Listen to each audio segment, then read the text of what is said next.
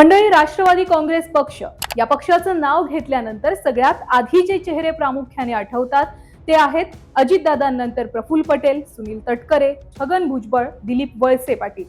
खरं तर हे मातब्बर मंडळी ते आहेत ज्यांनी अजितदादांना त्यांच्या पडत्या काळात शरद पवारांपासून बाजूला होताना आणि स्वतःचा वेगळा पक्ष स्थापन करताना खंबीरपणे पाठिंबा दिलेला।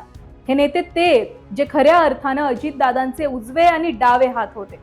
हे नेते ते आहेत त्यांच्या भरोशावर अजितदादांनी स्वतःच्या पक्षाला अगदी निर्भयपणे सोपवलेलं। पण आज याच ज्येष्ठ, अनुभवी आणि मातब्बर अशा अजितदादांच्या विश्वासू नेत्यांना राष्ट्रवादी काँग्रेस पक्षाच्या राष्ट्रीय कार्यकारिणीमध्ये कुठेच स्थान दिलेलं नाहीये। खरं तर ज्यावेळी राष्ट्रवादी काँग्रेस पक्षाची राष्ट्रीय कार्यकारिणी जाहीर झाली त्यावेळी या ज्येष्ठ नेत्यांचं नाव या यादीत कुठंतरी असेल असं खरं तर सगळ्यांनाच वाटलेलं। पण जेव्हा राष्ट्रीय कार्यकारिणीची यादी वाचली तेव्हा सगळ्यांच्या भुवया उंचावल्या गेल्या। कारण राष्ट्रीय कार्यकारिणीमध्ये पटेल, तटकरे, भुजबळ, वळसे पाटील यांच्यासारख्या वरिष्ठ नेत्यांना स्थान देण्याऐवजी सुनेत्रा पवार यांनी पार्थ पवार, जय पवार यांच्यावर मोठ्या जबाबदाऱ्या दिल्या।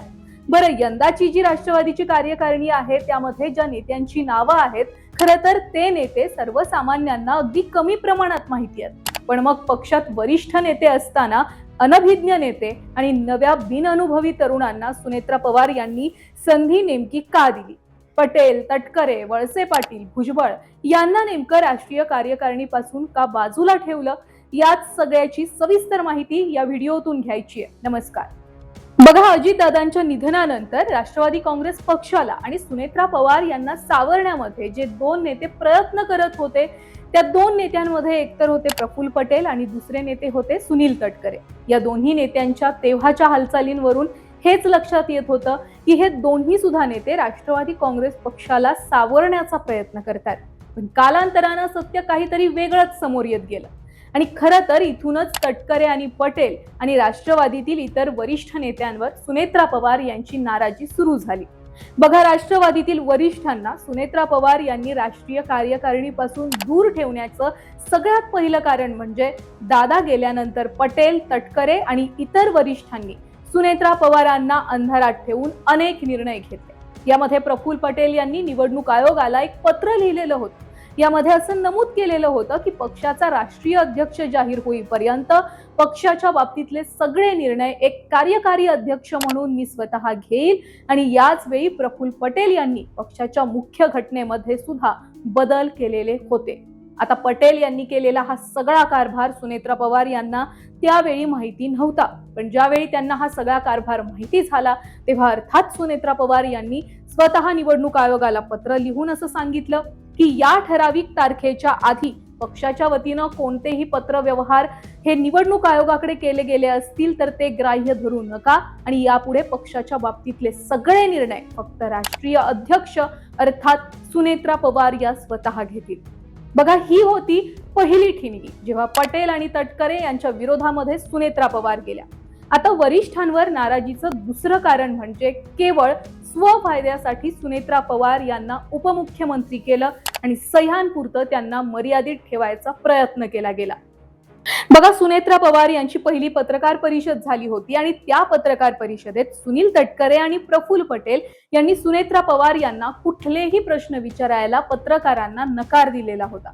त्यांनी थेट सांगितलं होतं की सुनेत्रा पवार यांची सध्या मनस्थिती नाहीये, मात्र सुनेत्रा पवार यांना पत्रकार परिषदेमध्ये बोलायचं होतं। तर मंत्रालयामध्ये आणि नेत्यांमध्ये सुद्धा अशी चर्चा होती की तटकरे आणि पटेल यांनी सुनेत्रा पवार यांना स्वतःच्या हातचं भावलं करून ठेवलेलं आहे आणि केवळ सह्यांपुरतं त्यांना मर्यादित ठेवलंय।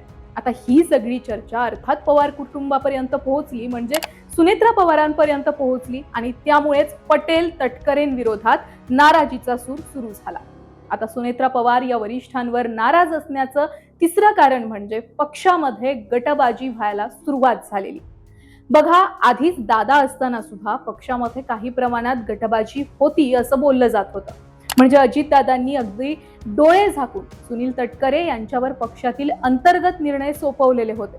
मात्र तटकरेंनी याचा गैरफायदा घेऊन स्वतःचा एक वेगळा गट तयार केलेला होता आणि दादा असतानाच तटकरे भाजपमध्ये जातील, स्वतःचा गट घेऊन अशा चर्चा सुरू झालेल्या होत्या।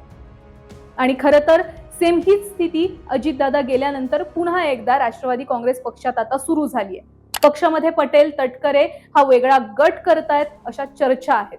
त्यामुळेच पक्षातील गटबाजी ही थांबवण्यासाठी आणि भविष्यामध्ये उद्धव ठाकरेंसारखी परिस्थिती आपल्यावर ओढावू नये यासाठी सुनेत्रा पवारांनी आधीच गटबाजीचा सूर ज्या नेत्यांमुळे उमटत होता त्याच नेत्यांना राष्ट्रीय कार्यकारिणीपासून दूर ठेवलं.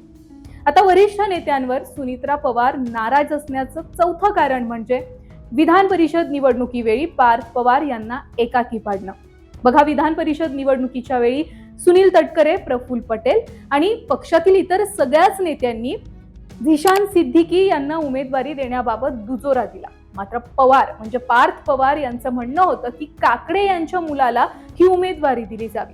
पण त्यावेळी पार्थ पवार यांना पूर्णपणे एकटं पाडलं गेलं आणि खरं तर याच वेळी सुनेत्रा पवार, पार्थ पवार आणि जय यांना कळून चुकलं की प्रफुल्ल पटेल, तटकरे आणि इतर वरिष्ठ नेत्यांना आपण कितीही अलगदपणे बाजूला सारलं तरी या नेत्यांची मुळं पक्षात अगदी खोलवर रुजली आहेत. या नेत्यांच्या सोबत पक्षातील इतर नेते सुद्धा आहेत आणि त्यामुळेच भविष्यात आणखी कुठली परिस्थिती ओढावली तर पुन्हा एकदा आपल्याच पक्षामध्ये आपल्याला एकाकी पाडलं जाऊ नये म्हणून सुनेत्रा पवार यांनी या वरिष्ठ नेत्यांना आधीच राष्ट्रीय कार्यकारिणीपासून दूर ठेवलं. तर मंडळी, ही सगळी कारणं होती सुनेत्रा पवार यांनी वरिष्ठ नेत्यांना राष्ट्रीय कार्यकारिणीपासून दूर ठेवण्यामागची. बरं, ज्यावेळी राष्ट्रीय कार्यकारिणीची लिस्ट जाहीर झाली त्यावेळी पत्रकारांनी सुनेत्रा पवार यांना प्रश्न विचारला की पक्षातील वरिष्ठ नेत्यांना राष्ट्रीय कार्यकारिणीपासून दूर का ठेवलं गेलंय? जय पवार, पार्थ पवार यांच्याकडे राष्ट्रीय सरचिटणीस आणि राष्ट्रीय सचिव पद दिलं गेलं, मात्र अनुभवी नेत्यांना डावललं गेलं. यामागचं कारण काय? त्यावर सुनेत्रा पवार म्हणाल्या की ही पक्षाकडून झालेली तांत्रिक चूक आहे. पण लगेच या प्रतिक्रियेनंतर 2 दिवसातच पार्थ पवार यांच्यावर आणखी एक जबाबदारी दिली गेली. ही जबाबदारी म्हणजे पक्षाचे सगळे आर्थिक निर्णय फक्त पार्थ पवार घेतील. मात्र याआधी हेच आर्थिक निर्णय अजित पवार आणि प्रफुल्ल पटेल घेत होते.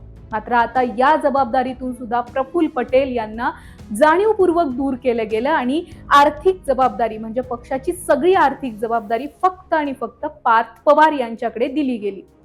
आता मुद्दा हा आहे की सुनेत्रा पवार यांनी प्रफुल्ल पटेल, सुनील तटकरे किंवा पक्षातील इतर बड्या नेत्यांना राष्ट्रीय कार्यकारिणीपासून दूर ठेवलं तरी याचा परिणाम या नेत्यांवर होणार आहे का आणि कितपत होणार आहे? बघा, असं आहे की हे नेते त्यांच्या त्यांच्या प्रभागामध्ये, विभागामध्ये, त्यांच्या भागामध्ये स्वतःचं वलय असणारे नेते.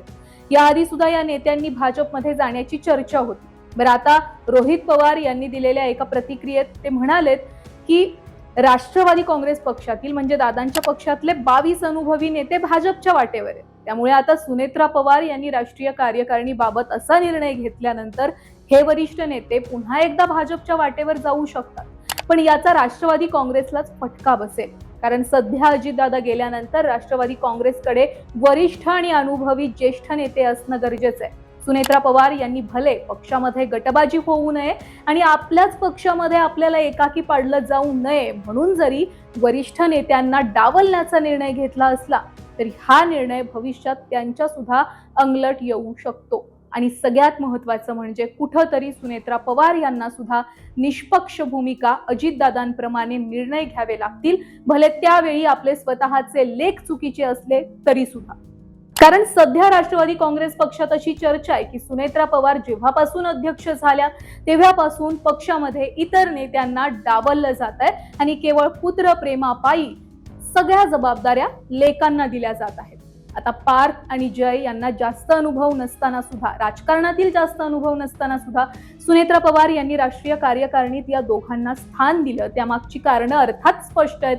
एक म्हणजे पवार कुटुंबातील सदस्यांचं पक्षामधलं वजन वाढवणं, दुसरं म्हणजे लेकांवर असलेलं प्रेम आणि तिसरं म्हणजे ज्या नेत्यांना पक्षामध्ये आमच्याशिवाय पान सुद्धा हलत नाही असा आत्मविश्वास होता त्या नेत्यांना धडा शिकवण्यासाठी कदाचित सुनेत्रा पवार यांनी राष्ट्रीय कार्यकारिणीमध्ये आपल्या लेकांना स्थान दिलं असेल. पण या सगळ्यामध्ये सुनेत्रा पवार यांनी काही गोष्टी लक्षात ठेवल्या पाहिजेत. ते म्हणजे अजितदादांप्रमाणेच पक्षाचा कुठलाही निर्णय घेताना पक्षातील इतर सदस्य, इतर नेते आणि वरिष्ठ नेते यांच्यासोबत चर्चा करून निर्णय घेतले पाहिजेत. हे असं म्हणण्यामागचं कारण म्हणजे अनेक राजकीय तज्ज्ञ असं म्हणतायत आणि नेते असं म्हणतायत की सध्या पक्षात केवळ एककल्ली निर्णय घेतले जात आहेत.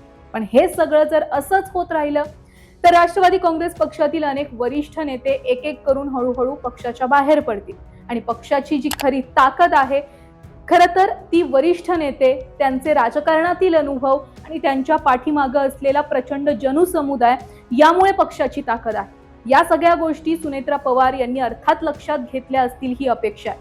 बाकी या सगळ्या प्रकरणावर तुमचं मत काय आहे? तुम्हाला काय वाटतंय? खरोखर पक्षामध्ये, राष्ट्रवादी काँग्रेस पक्षामध्ये पटेल तटकरे गटबाजी करतायत का? आणि सुनेत्रा पवार यांनी राष्ट्रीय कार्यकारिणीतून पटेल, तटकरे, भुजबळ आणि इतर वरिष्ठ नेत्यांना डावललं, त्या बाबतीत तुम्हाला काय वाटतंय? सुनेत्रा पवार यांनी घेतलेला निर्णय योग्य आहे का? आणि कुठेतरी सुनेत्रा पवार यांनी लेकांवर असलेलं राजकारणातलं प्रेम हे कमी केलं पाहिजे का? तुमच्या प्रतिक्रिया कमेंट बॉक्समध्ये नक्की सांगा. व्हिडिओ आवडला असेल तर जास्तीत जास्त लोकांपर्यंत शेअर करा आणि अर्थात चॅनलला सबस्क्राईब करा.